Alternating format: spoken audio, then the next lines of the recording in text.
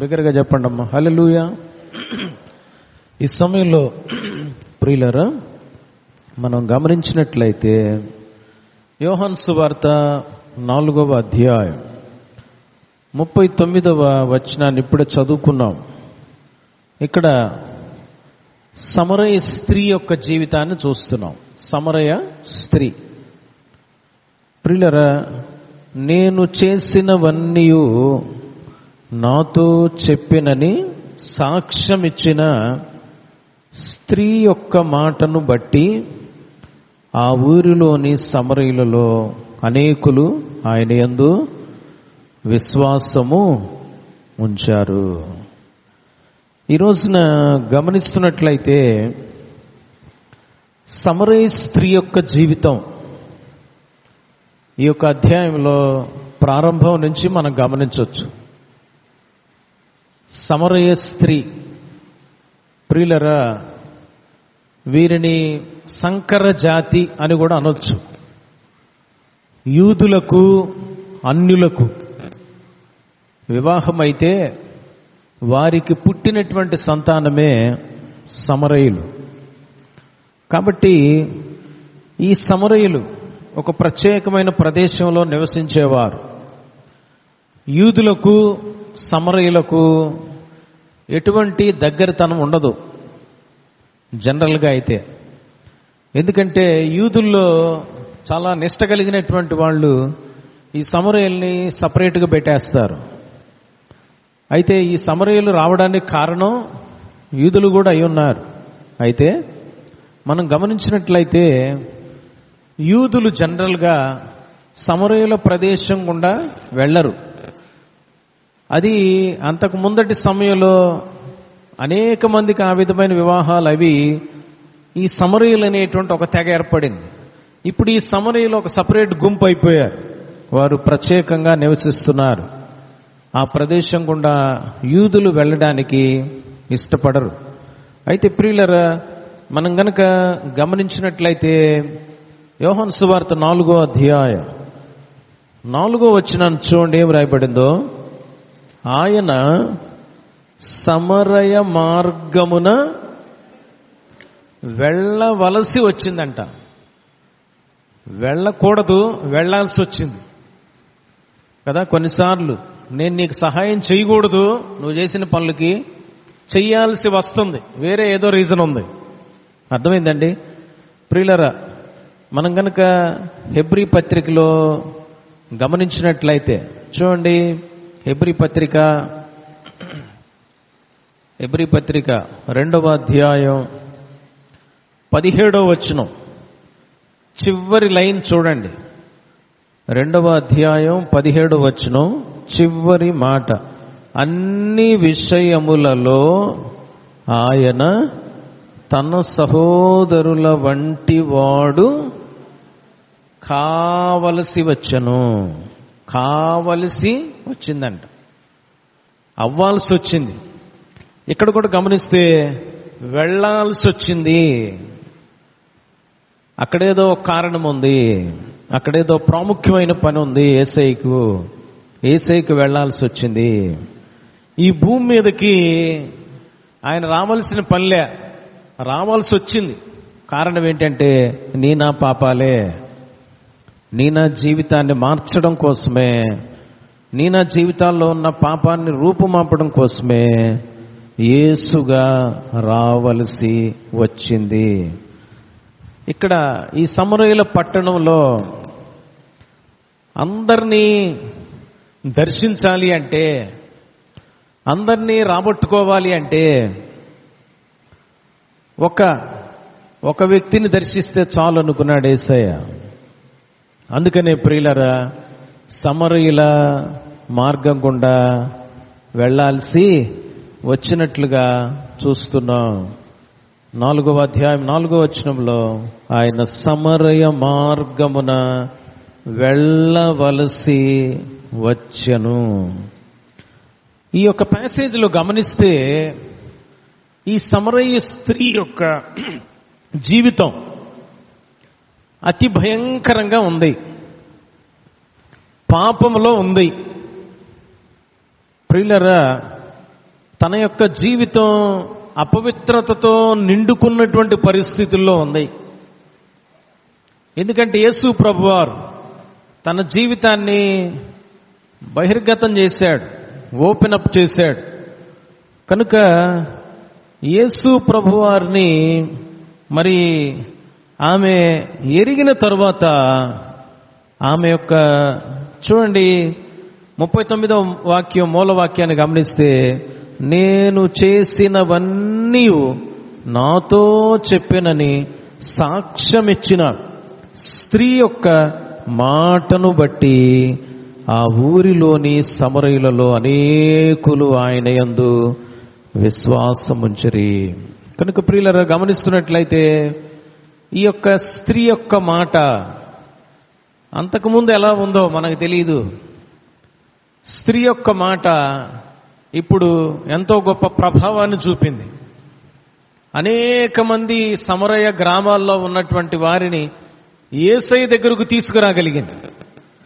అనేక మందిని యేసయ్య యొక్క విశ్వాసంలోనికి నడిపించగలిగింది.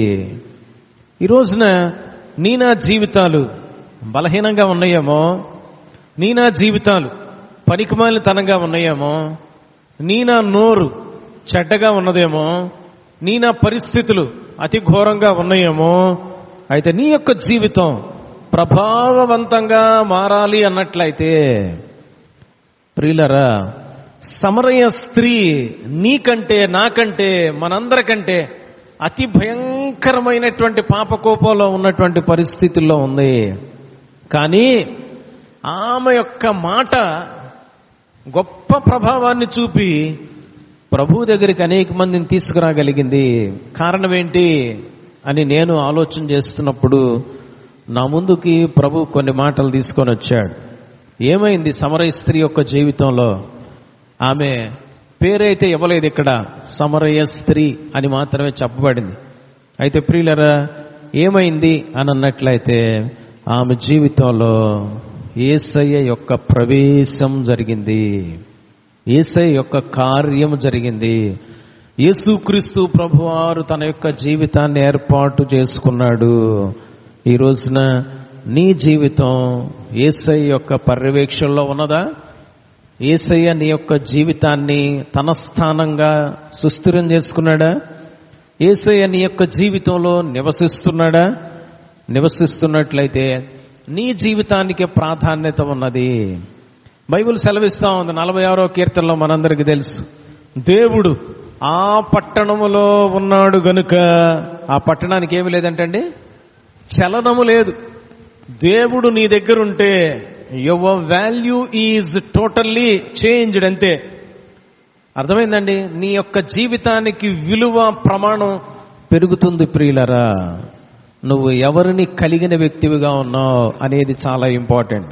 కనుక యేసు ప్రభువారు సమరయ స్త్రీ యొక్క జీవితాన్ని అనేక మందికి దీవెనకరంగా చేయడం కోసమే సమరయుల గ్రామం గుండా వెళ్లాల్సి వచ్చింది.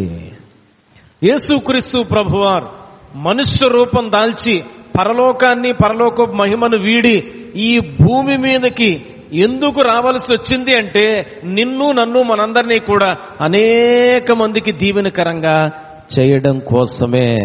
అందుకే ఆయన కలువరి శిలువలో రక్తం కార్చాడనేటువంటి విషయాన్ని మనం ప్రియమైనటువంటి వాళ్ళరా తెలుసుకోవాలి. ఇక్కడ మనం గమనిస్తున్నట్లయితే ఏమి జరిగిందో చూద్దాం. యేసు ప్రభువారు వచ్చారు, బానే ఉంది. యేసు ప్రభువారు 2000 సంవత్సరాలు అయింది ఈ లోకానికి వచ్చి, బానే ఉంది. ఇప్పటికీ చాలా మంది జీవితాలు మారలా. చాలా మంది జీవితాలు ఏమండి, వాళ్ళ నోటి మాటలు అనేక మంది యొక్క జీవితాలని సమాధి చేసే విధంగా ఉన్నాయి, అనేక మంది యొక్క జీవితాలను పాడు చేసే విధంగా ఉన్నాయి. అయితే ప్రియులరా, సమరయ స్త్రీ యొక్క జీవితం ఎందుకంత మారింది, ఎందుకంత గొప్పగా మలచబడింది అనేటువంటి విషయాన్ని గమనించినట్లయితే, యేసు ప్రభువారు సమరయుల గ్రామంలోనికి వెళ్లాల్సి వచ్చిందంట. వచ్చాడు. వచ్చిన తర్వాత ఆయన ఏం చేశాడంటే, మరి పితరుడైనటువంటి యాకోబు యోసేపునికి ఇచ్చినటువంటి ఒక బావి ఉంది, సుఖారను ఊరిలో ఒక బావి ఉంది. అక్కడ ఆ బావి దగ్గర కూర్చొని ఉన్నాడు.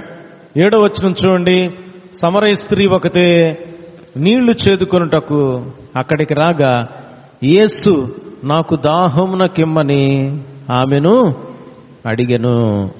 Jesus started speaking to that lady, that woman.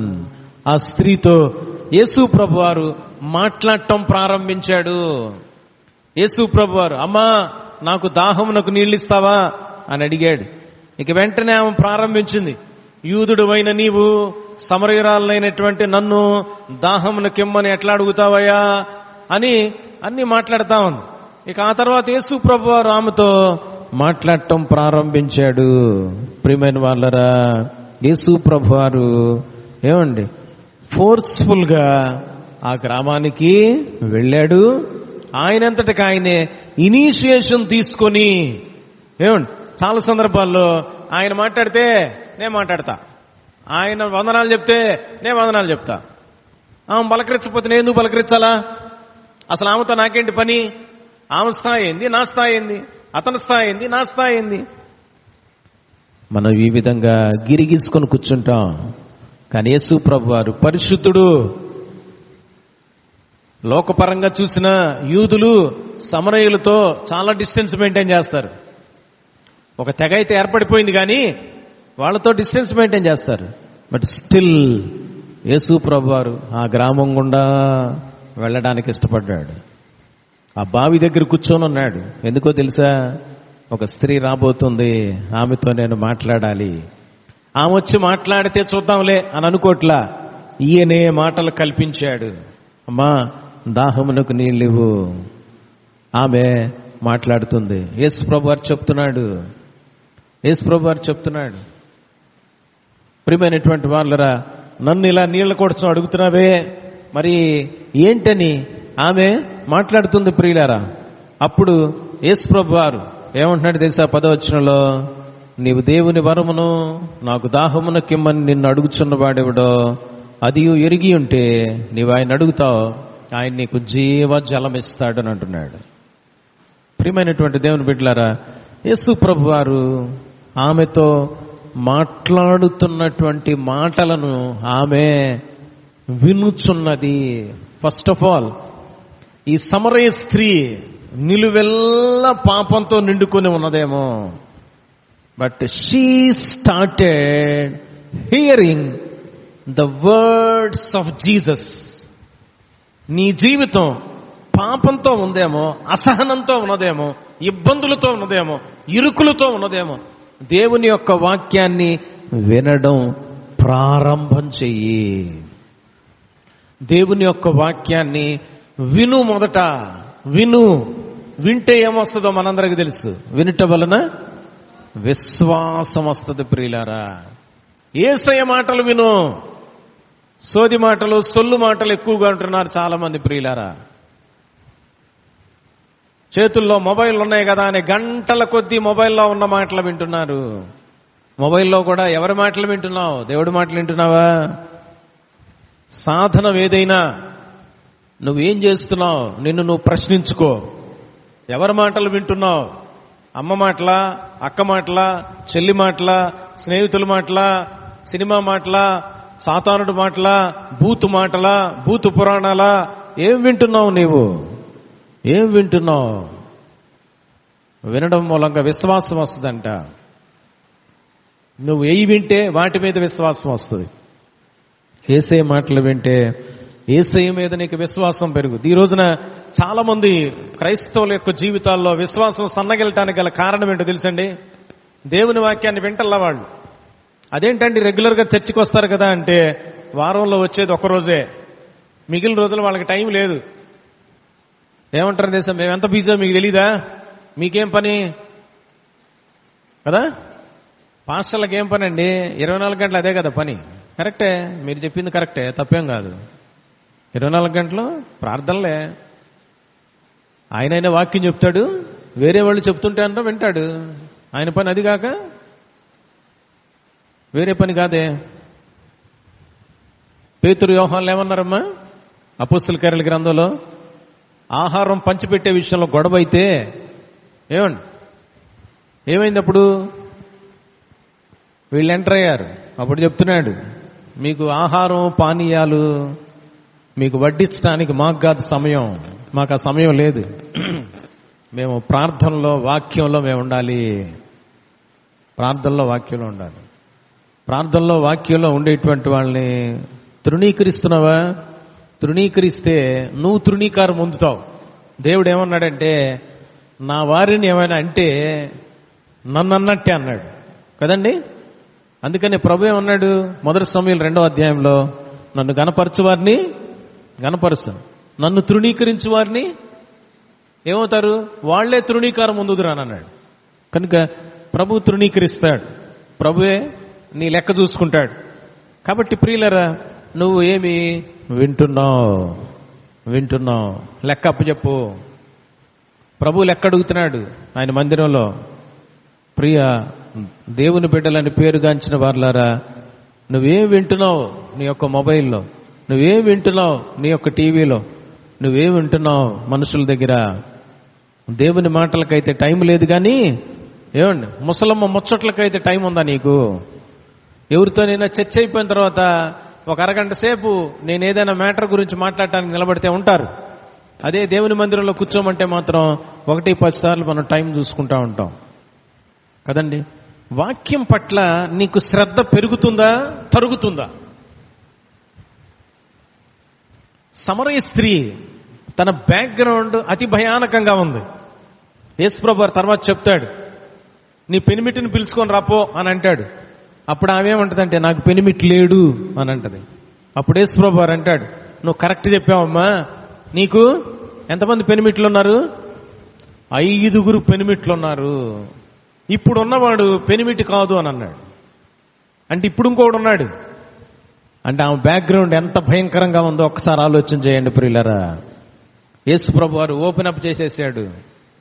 అటువంటి స్థితిలో ఉన్నటువంటి ఆమె యేసయ్య మాట్లాడుతుంటే వింటున్నది, యేసయ్య మాటలు ఆలకిస్తుంది. ఆయన మాటలు ఆలకిస్తున్నావా? ఆయన మాటలకు సమయం ఉందా నీకు? ఆయనకు సమయం లేకపోతే నీ పట్ల ఆయనకు కూడా సమయం ఉండదు ప్రియులారా, గుర్తుపెట్టుకో.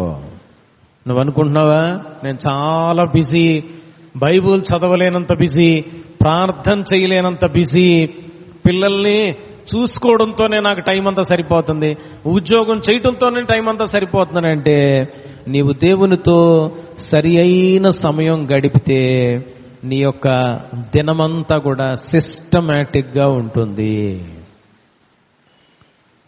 నువ్వు ఉదయం లేచిన వెంటనే శ్రేష్టమైన మొట్టమొదటి సమయం దేవునికివ్వు. దేవునితో గడుపు, ప్రార్థనలో గడుపు, వాక్యంలో గడుపు. ప్రియులరా, ఈ సమరయ స్త్రీ యేసయ్య మాటలను వినినటువంటి స్త్రీగా ఉంది. చెడ్డదేమో కానీ యేసయ్య మాటలకు ప్రాధాన్యతనిచ్చింది. అర్థమైందండి? అటు తర్వాత మనం గమనించినట్లయితే ప్రియమైనటువంటి వాళ్ళరా, మనం చూద్దాం 24-25 వచనాలు గమనిస్తే, 24-25 వచనాలు, దేవుడు ఆత్మ గనుక ఆయనను ఆరాధించువారు ఆత్మతోనూ సత్యముతోనూ ఆరాధింపవలెనను. ఆ స్త్రీ ఆయనతో, క్రీస్తనబడిన మెస్సయ్య వచ్చునని నేను ఎరుగుదును. ఏమండి, మెస్సయ్య వస్తాడు అనేటువంటి విషయాలు ఎరిగినటువంటి వ్యక్తిగా ఉంది. అలాగే కాదు ప్రియమైనటువంటి వాళ్ళరా, ఆ మాటల గురించి వినడం మనందరం అంటాం, అయ్యా మేము కూడా చిన్నప్పటి నుంచి మా అమ్మా నాన్నళ్ళు బైబిల్ గురించి ఎన్నో తెలియపరిచారు, అన్ని చోట్ల అన్యులమైనా కానీ చుట్టుప్రక్కల దేవుని మాటలు మేము విన్నాం. యేసయ్య అంటే తెలియని వ్యక్తి ఏం కాదు, తెలియని దేవుడేం కాదు, ఆయన మాకు బాగా తెలుసు అని అనొచ్చేమో. అయితే ప్రియులారా, ఎరిగిన దాన్ని నిజంగా నమ్మి ఆచరించే వ్యక్తివిగా ఉన్నావా అనేది చాలా ఇంపార్టెంట్. ఈమె యేసయ్యను గురించినటువంటి మాటలు, యేసయ్య చెప్పే మాటలు వినిన స్త్రీగా ఉంది, వింటున్న స్త్రీగా ఉంది. రెండోది, యేసయ్యను ఎరిగి ఆయన యందు విశ్వాసం ఉంచినటువంటి ఆమెగా ఉంది. ఎలాగో తెలుసా? 26వ వచనం, ఎప్పుడైతే యేసు ప్రభు వారితో మెస్సయ్య వస్తాడు, ఆయన మాకు అన్ని విషయాలు చెప్తాడని ఆమె చెప్పినప్పుడు యేసయ్య అంటున్నాడు 26వ వచనంలో, యేసు నీతో మాటలాడుచున్న నేనే ఆయననని ఆమెతో చెప్పెను. ఆమెతో యేసయ్య చెప్తే ఆమె నమ్మేసిందా? నమ్మిందండి, నమ్మింది ప్రియులారా. చూడండి 29వ వచనం, మీరు వచ్చి నేను చేసినవన్నీ నాతో చెప్పిన మనుష్యుని చూడుడి, ఈయన క్రీస్తు కాడా. అంటే ఒక రకంగా లాంగ్వేజ్ని మనం కరెక్ట్గా వేరే వర్షన్లో చదివితే ఈయన క్రీస్తే, వచ్చి చూడండి అన్నట్లుగా ఆమె చెప్పింది ప్రియులారా. ఈయన క్రీస్తని నేను ఎరిగా. I have understood that he is the Messiah, the coming Messiah. He is the Christ, the King. మన కోసం ఎవరైతే రావాలని మనం ఆశపడుతున్నామో ఆయనే ఈయన. నేను తెలుసుకున్నా, మీరు కూడా తెలుసుకోవాలనుకుంటే రండి అని తన యొక్క గ్రామస్తుల్ని ఇన్వైట్ చేస్తా ఉంది. ప్రియమైనటువంటి వాళ్ళరా, ఈ సమరయ స్త్రీ యొక్క మాటలు అంత ప్రభావవంతంగా ఉండడానికి గల కారణం ఏమిటి అనడానికి రీజన్స్ చూస్తున్నాం. మొదటిది, ఆమె యేసయ్య నోటి నుంచి వచ్చే మాటలను వినింది. నీవు యేసయ్య మాటలను వినే విషయంలో శ్రద్ధ వహిస్తున్నావా?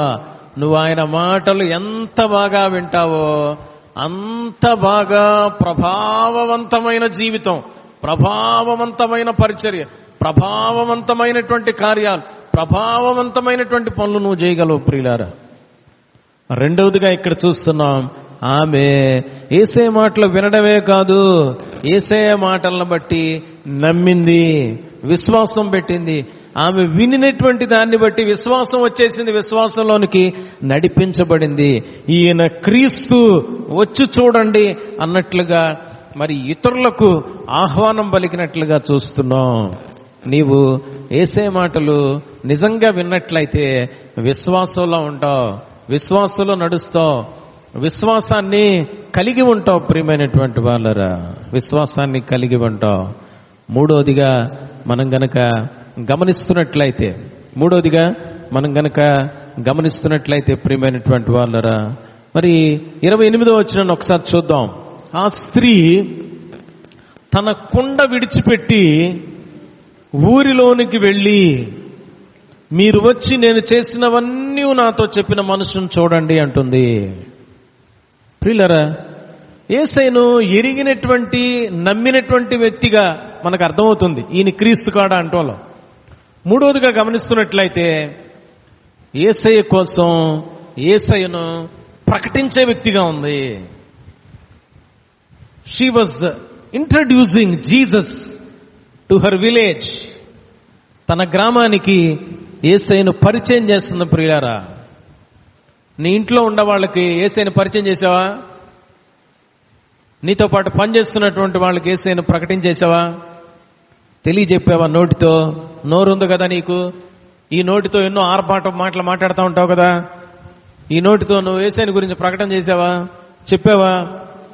ఏమండి, ఆమె యేసయ్య మాటలు వినింది, నమ్మింది, నమ్మినటువంటి మాటలు తీసుకెళ్ళి తన గ్రామస్తులకు చెప్తా ఉంది. ప్రియులారా, ఎలా చెప్పిందో తెలుసా?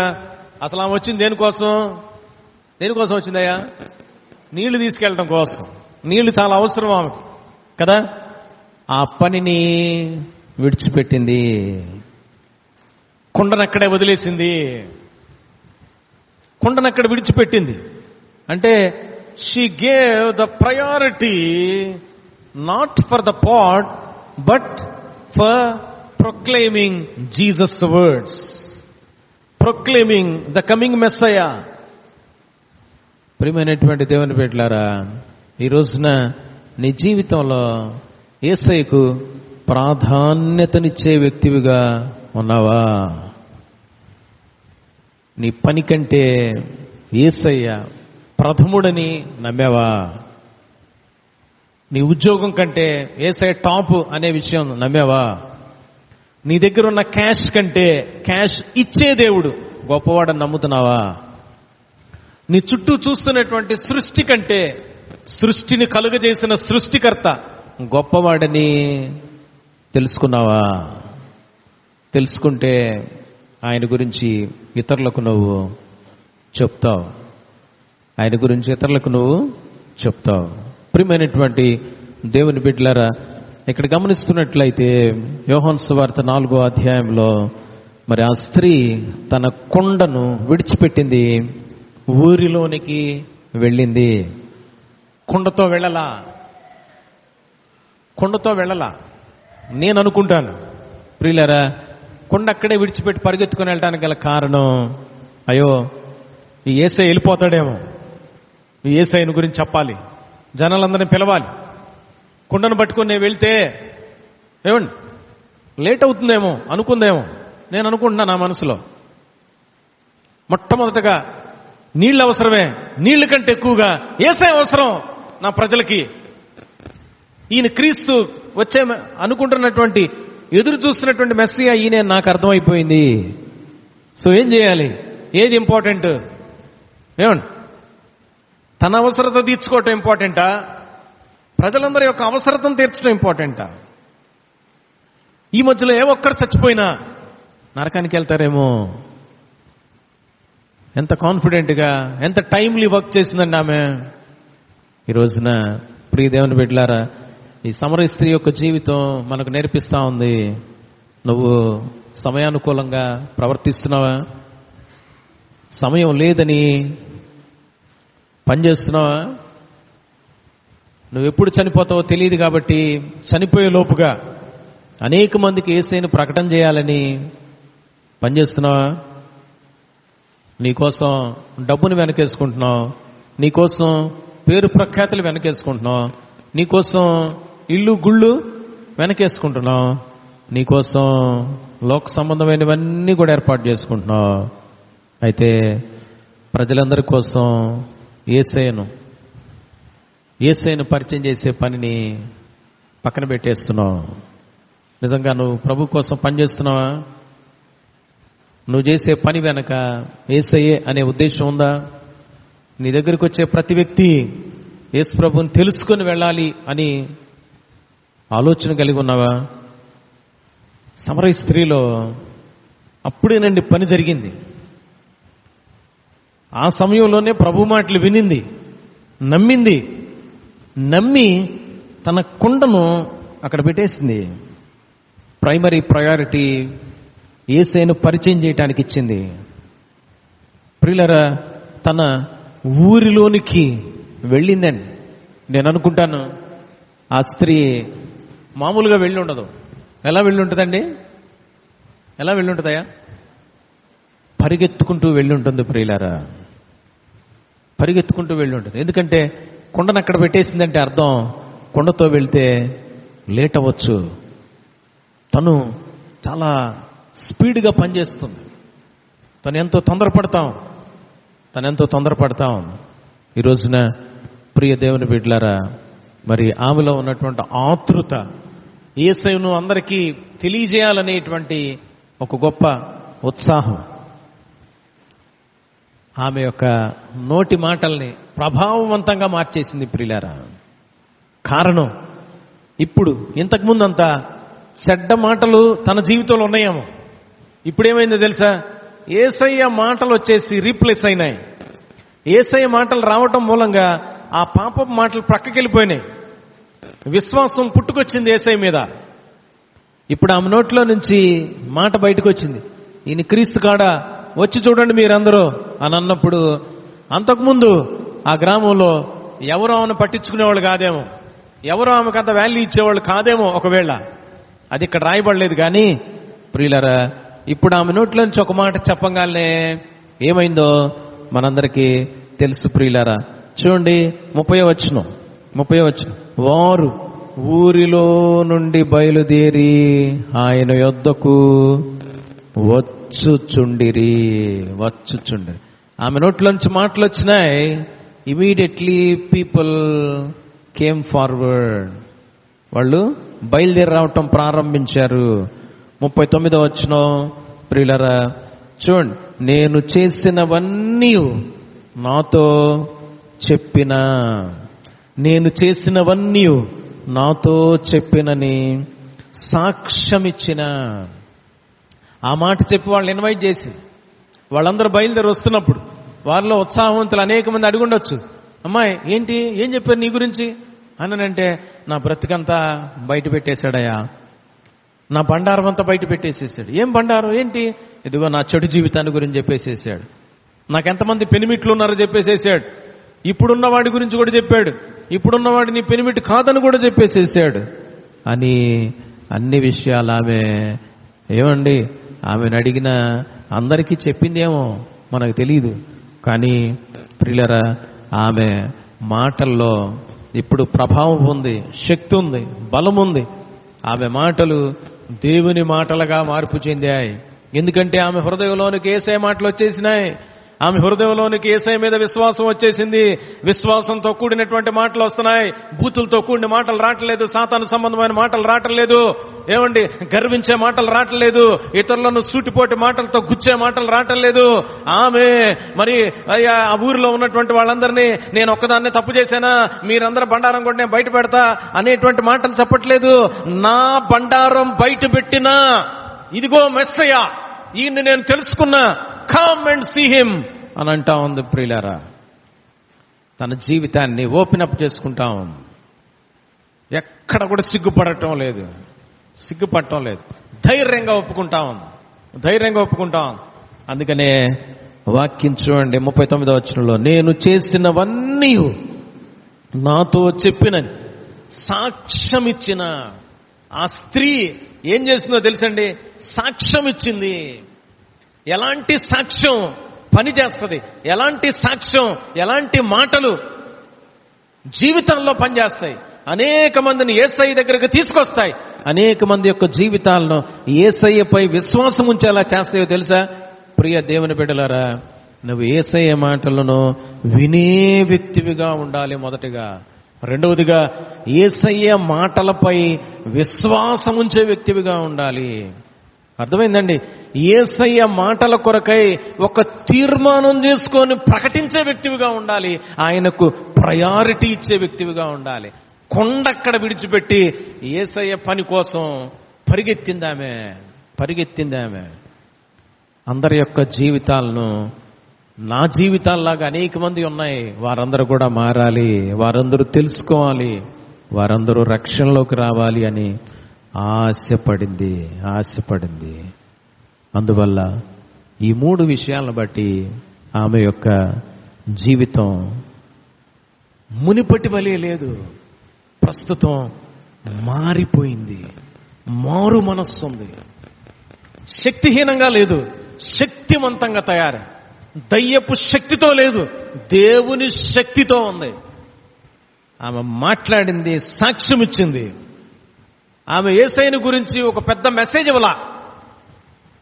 బైబుల్ థియాలజీలు ఏం చదవలేదు ఆమె. ధర్మశాస్త్రం అంతా అవపాసాన్ని పట్ల, నా బండారం బయట పెట్టాడు, నా గురించి సమస్తం చెప్పాడయ్యా అనింది అంతే. నా జీవితం అంటే ఏంటో చెప్పాడు. ఏమండి, ఈరోజున నీవు కూడా ఏదో చెప్పాల్సిన పనిలే, నా జీవితం మార్చాడయ్యా, నేను ఆయన తెలుసుకున్నా, ఏమండి ఆయన ఎంత ప్రేమమేడో నాకు అర్థమైంది అని నువ్వు చెప్పి ఒక్క మాట చాలు, అనేక మందిని ప్రభు యొద్దకు ప్రభు తీసుకొని వస్తాడు. నువ్వు చేయాల్సింది నువ్వు చెయ్యి, ప్రభు చేయాల్సింది ప్రభు చేస్తాడు. అర్థమైందండి? ఇతరుల గురించి పట్టించుకోబాకు. నువ్వెంత యథార్థంగా నువ్వు పనిచేస్తున్నావు, ఎంత యథార్థంగా నువ్వు జీవిస్తున్నావు, ప్రభు కార్యం చేస్తాడు. ప్రియులారా, కనుక 39వ వచనాన్ని గమనిస్తే, యోహాను 4:39, నేను చేసినవన్నీ నాతో చెప్పినని సాక్ష్యం ఇచ్చిన స్త్రీ యొక్క మాటను బట్టి ఆ స్త్రీ యొక్క మాటకి ఎంత వాల్యూ వచ్చేసిందో చూడండి ప్రియులారా. ఆ స్త్రీ యొక్క మాటకి ఎంత పవర్ వచ్చిందో చూడండి. ఆ స్త్రీ యొక్క మాట ఎంత ప్రభావాన్ని చూపిందో చూడండి. పవర్ ఉంది, ఇన్ఫ్లుయెన్స్ ఉంది, వాల్యూ ఉంది, మారిపోయింది. ఆ మాటను బట్టి ఆ ఊరిలోని సమరయులలో అనేకులు అక్కడికి వచ్చారేమో, ఏమండి, వచ్చిన వాళ్ళు ఊరకనే వచ్చేసి ఏదో ఒక ఎగ్జిబిషన్ చూస్తున్నట్టుగా చూసి వెళ్ళిపోయారు అనుకుంటున్నారా? చూడండి ప్రియులారా, ఎంత ప్రభావవంతంగా ఆమె జీవితం అన్నదని అర్థమవుతుంది. అనేకులు ఆయన యందు విశ్వాసం ఉంచారు. ఈ రోజున ప్రభువుకు పనికొచ్చే పాత్రగా, ప్రభువుకు పనికొచ్చే పనిముట్టుగా, ప్రభువుకు పనికొచ్చేటువంటి సాధనంగా నీ జీవితం, నా జీవితం ఉన్నదా? ప్రభు మాటలు వింటున్నావా? ప్రభువునందు విశ్వాసం ఉంచి ముందుకెళ్తున్నావా? ప్రభు అయిన యేసును ఇతరులకు పరిచయం చేయటానికి ఒక డెడికేషన్తో ముందుకెళ్తున్నావా? నీలో ఆ తీర్మానం ఉందా? నీ దగ్గరికి వచ్చే ప్రతి వ్యక్తికి నువ్వెక్కడికి వెళ్తే అక్కడ అనేక మందికి సిగ్గు లేకుండా, సిగ్గుపడకుండా ప్రకటించేటువంటి వ్యక్తివిగా ఉన్నావా? ప్రకటించే వ్యక్తివిగా ఉన్నావా? ఏమండి, ఈయన నిజమైన దేవుడు, నేనే మార్గం, నేనే సత్యం, నేనే జీవం అన్నాడు. ఇదిగో నేను వస్తున్నా అన్నాడు, నేను చనిపోతున్నా అన్నాడు, నేను తిరిగి లేస్తానన్నాడు, మళ్ళీ తిరిగి వస్తానన్నాడు. ఆయన మాటలన్నీ సత్యం. ఆయన నిజమైన దేవుడు, ఆయన నిజమైన రక్షకుడు. ఆయన నమ్మాం, నమ్మితే జీవితాలు మారినాయి. సాక్ష్యం నువ్వే, సాక్ష్యం సమరయ స్త్రీయే. నా గురించి సమస్తం చెప్పేశాడయా, అసలు నాకు అర్థమైపోయింది నా బ్రతుకు అని ఆమె ఏడుస్తా వెళ్ళిందేమో, పరిగెత్తుతా వెళ్ళిందేమో, అందరికి చెప్తా వచ్చిందేమో, రండయ్యా నువ్వు కూడా రావాలయ్యా, నువ్వు కూడా రావాలయ్యా, అయ్యా నా బ్రతుకు మారిపోయిందయ్యా. ఇప్పటి వరకు శరీర సంబంధమైన సుఖాలే సుఖం అనుకున్నాను, ఈ లోకమే సుఖం అనుకున్నాను, ఈ డబ్బే సుఖం అనుకున్నాను, ఈ యొక్క సంతోషమే సుఖం అనుకున్నాను. కానీ నిజమైన సుఖం ఆయన నా జీవితాన్ని గురించి చెప్పినప్పుడు అర్థమైపోయింది. ఆయన నాకు జీవజలం ఇస్తానన్నాడు. ఆయనతో మాట్లాడుతుంటేనే నా జీవం ఉప్పొంగింది. ఆయన చూస్తుంటేనే నా జీవితం మారిపోయింది. నా పాపాలన్నీ జ్ఞాపకం వచ్చినాయి. అయ్యో నా ఘోరమైన బ్రతికే, అయ్యో ఈ ఘోరమైన బ్రతుకు అనేక మంది కలిగి ఉన్నారు, వాళ్ళందరికి కూడా ఈ రక్షణను ప్రచురించాలి అని మీ అందరికి చెప్పడానికి వచ్చానని దారిలో చెప్పుకుంటూ వచ్చిందేమో మనకు తెలియదు. ప్రియులారా, ఇప్పుడు ఆ స్త్రీ యొక్క మాటను బట్టి ఊరిలోని సమరయుల్లో అనేకులు ఆయన యందు విశ్వాసం ఉంచారు. ఒకసారి పరిశీలన చేసుకుందాం. యేసు ప్రభుని నమ్మానంటున్నావు, విశ్వాసంలో ఉన్నానంటున్నావు, ఆయన గురించి ఇతరులకు చెప్తానంటున్నావు. నీ ద్వారా ఎంతమందికి ప్రభువునందు విశ్వాసం ఉంచారు? ఎంతమంది కోసం నువ్వు పనిచేసావు చెప్పండి. ఒకసారి గుండె మీద చేసుకో. యేసు ప్రభుని నమ్మి సంవత్సరాలైంది, 5 ఏళ్ళైంది, 10 ఏళ్ళైంది, 15 ఏళ్ళైంది, 20 ఏళ్ళైంది అనుకుందాం. ఎంతమందికి నువ్వు వాక్యాన్ని చెప్పావు? ఎంతమందికి యేసయ్యని గురించి ప్రకటన చేశావు? ఎంతమంది నమ్మారు? లిస్ట్ ఏది నీ దగ్గర? ఏమండి, నువ్వెంత డబ్బు సంపాదించావు లిస్ట్ ఉంది, పుస్తకాలు నువ్వు రాస్తావు, బానే ఉంది. ఎంతమందికి నువ్వు వాక్యాన్ని చెప్పి రక్షణలోకి నడిపించావు? లిస్ట్ ఉందా నీ దగ్గర? కొంతమంది గురించి చెప్పగలవా? సమరయ స్త్రీని అడిగితే చెప్పుద్ది, ఇదిగో మా విలేజ్ని బయటికి తీసుకొచ్చా. ఎంతమంది నమ్మారమ్మా? ఇదిగో ఈ నమ్మిన వాళ్ళందరూ నేను చూస్తున్నా.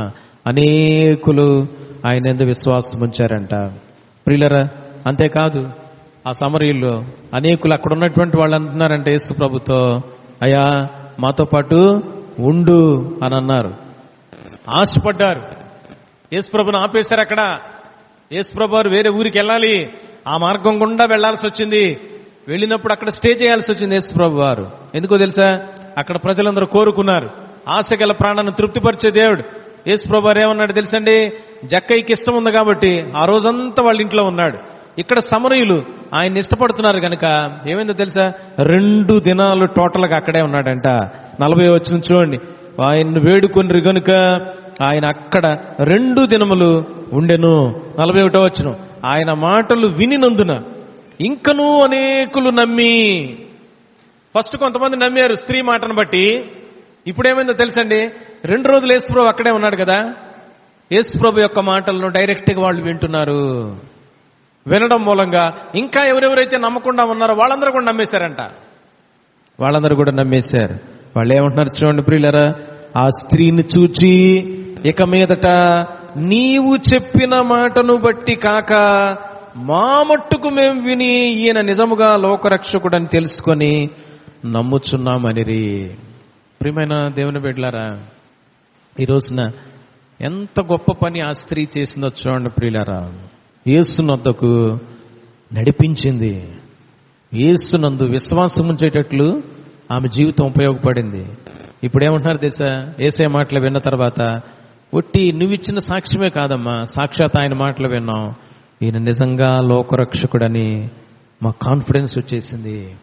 సంపూర్ణమైనటువంటి విశ్వాసంలోనికి నడిపించబడటానికి పరోక్షంగా స్త్రీ కారణమైంది.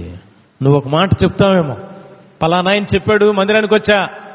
తర్వాత వాళ్ళు ఏమంటారు తెలుసా? మందిరానికి వచ్చిన తర్వాత ప్రభు అంటే ఏందో నాకు అర్థమైపోయింది. అతను నడిపించాడేమో, కానీ ప్రభు విడిపించాడు, నిలబెట్టాడు అని సాక్ష్యం ఇస్తారు ప్రియులారా. మరి మీకు మొన్న గురువారం చెప్పాను, ఒక కార్పెంటర్ అబ్బాయి మొన్న వచ్చాడు చర్చి దగ్గరికి, నాగరాజు అనేటువంటి అబ్బాయి. అతను ఇష్టం వచ్చినట్టుగా జీవిస్తున్నాడు. ఎక్కడ మరి పని ఉన్న అతనికి చర్చి పనులు ఎక్కువ ఉండేయంట. పాస్టర్లతో, ఫాదర్లతో పరిచయం. అయితే ప్రియులరా, ఒక పాస్టర్ గారు పదే పదే పిలిచేవాడంట, అయ్యా చర్చికి ఒకసారి రా, నువ్వు చాలా మంచి అబ్బాయివి, మందిరానికి వస్తే ఇంకా ప్రభువుని తెలుసుకుంటావనంటే అతను విసుక్కుంటా ఉండేవాడు, వెళ్ళిపోయేవాడు. చర్చి పనుల్లో ఏది ప్రారంభించినా ప్రార్థన ఉంటుంది, ఏది ముగించినా ప్రార్థన ఉంటుంది. ప్రార్థిద్దాం అన్నప్పుడు పక్కకి వెళ్ళిపోయాడంట, మంచినీళ్ళు దాకొస్తానో ఇంకేదనో కావాలని తప్పించుకునేవాడంట. చెప్పాడు, ఇక్కడే నిలబడి చెప్పాడు నాకు. అట్లా తప్పించుకునేవాడు సార్.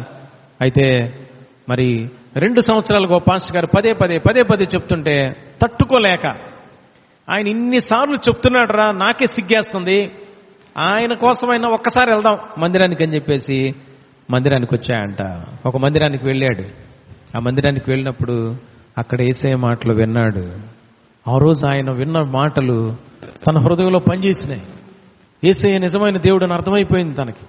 ప్రియులారా, ఎంతో భయంకరంగా హైందవ గుళ్ళు, దేవాలయాలు, దేవుళ్ళ మీద విశ్వాసం ఉంచి వెళ్ళేటువంటి వ్యక్తి మందిరానికి రావటం ప్రారంభించాడు. తన ఇంట్లో 10 మంది ఉంటే 10 మందిలో ఒక్కడే మందిరానికి మొట్టమొదటిసారి వచ్చింది. ఇంకా వచ్చిన తర్వాత ఇక మానలేదంటే చర్చికి వెళ్ళకపోవడం. రెగ్యులర్గా రావడం ప్రారంభించాడు. ఎన్ని పనులున్న పనులు పక్కన పెట్టేస్తాడు కదండి. మనలో చాలా మంది కూడా పనులు ఉన్నాయని చెప్పేసి ఆదివారం ఎగ్గొట్టేవాళ్ళు చాలా మంది, చర్చికి వచ్చి కూడా మధ్యలో వెళ్ళిపోయేటువంటి వాళ్ళు కొంతమంది కదా.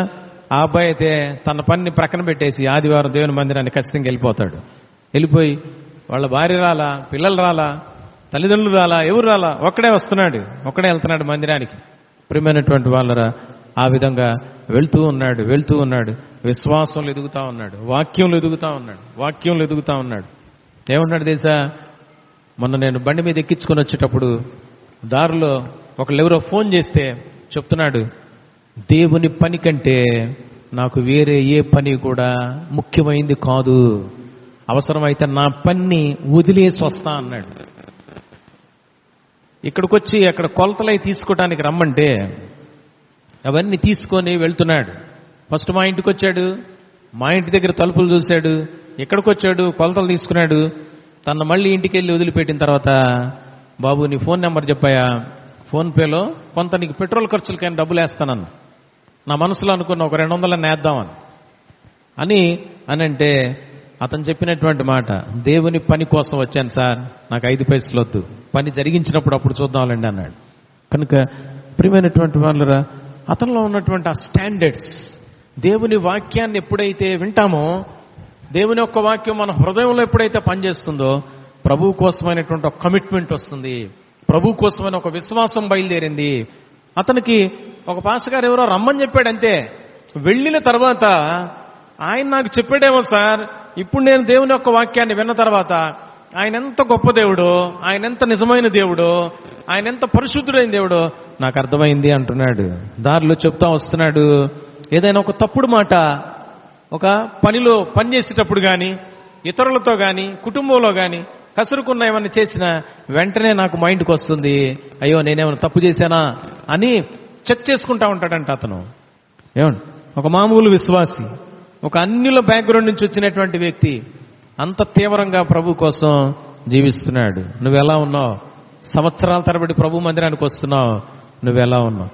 అన్యురాలైనటువంటి సమరయ స్త్రీ అయినటువంటి ఈ స్త్రీ, ప్రియమైనటువంటి వాళ్ళరా, తను దేవుని మాటలు వినింది, దేవుని యందు విశ్వాసం ఉంచింది, దేవుని యొక్క నామాన్ని చేసింది, దేవుని యొక్క నామాన్ని ప్రకటన చేసింది, ప్రభావవంతంగా పనిచేసింది. అనేక మంది నమ్మారు, నమ్మడమే కాదు, వాళ్ళు అంటున్నారు యేసయ్య మాకు ఇంకా కావాలి అని అన్నారు. 2 రోజులు యేసయ్యని అక్కడ ఉండమని చెప్పారు. యేసయ్య మాటలు వింటూ అంటున్నారు, ఇక నీ మాటను బట్టే కాదమ్మా, నీ మాటను బట్టి ఇక్కడికి వచ్చాము, కొంతమంది నమ్మారేమో, కానీ ఆయన మాటలు డైరెక్ట్గా విన్న తర్వాత ఆయన నిజంగా లోకరక్షకుడని మాకు అర్థమైంది. కాబట్టి ప్రియ దేవుని బిడ్డలారా, శక్తిహీనమైన పనికిమాలిన పాపపు బ్రతుకులో ఒకవేళ నువ్వు ఉన్నట్లయితే యేసును కలిగిన జీవితంతో, యేసే మాటలు కలిగిన జీవితంతో, యేసునందు విశ్వాసం ఉంచిన జీవితంతో, యేసును ప్రకటించే జీవితం ఎంత ప్రభావవంతంగా ఉంటుంది, ఎంత బలంగా ఉంటుంది, ఎంత శక్తివంతంగా ఉంటుంది నీ యొక్క జీవితం అనేటువంటి విషయాన్ని గమనిద్దామా? ఎక్కడ నీవు తప్పిపోయావు, ఎందుకు బలహీనంగా ఉన్నావు, నీ తప్పిదాలు ఒప్పుకొని విడిచిపెట్టి ప్రభు వైపు చూడు. ప్రభువా, సమరయ స్త్రీ నాకంటే పనికిమాలిన స్థితిలో ఉంది కదా, అటువంటి స్త్రీయే అంత బలమైన సాధనంగా వాడబడినప్పుడు నా జీవితాన్ని కూడా వాడుకో, నా కుటుంబం కోసం వాడుకో, నా గ్రామం కోసం వాడుకో, నా పట్టణం కోసం వాడుకో, నా దేశం కోసం వాడుకో, నా రాష్ట్రం కోసం వాడుకో, నా స్నేహితుల కోసం వాడుకో, నా శత్రువుల కోసం వాడుకో, నాతో పాటు పనిచేస్తున్నటువంటి వారి కోసమై నన్ను వాడుకో. సమరయ స్త్రీ వలె ప్రభావవంతంగా నా మాటలు ఉండాలి. అలా నా జీవితాన్ని మార్చు, మలచు. ఇదిగో నా బలహీన తెలివి ప్రభువా, ఒప్పుకుంటున్నాను అని ఒప్పుకున్న వారిమై ఒప్పుకొని విడిచిపెట్టి ప్రభు బలని యోగ్యంగా సమీపిస్తాం. తలలు వంచుదాం, కళ్ళు మూసుకుందాం ప్రియులరా. తలలు వంచి కళ్ళు మూసుకొని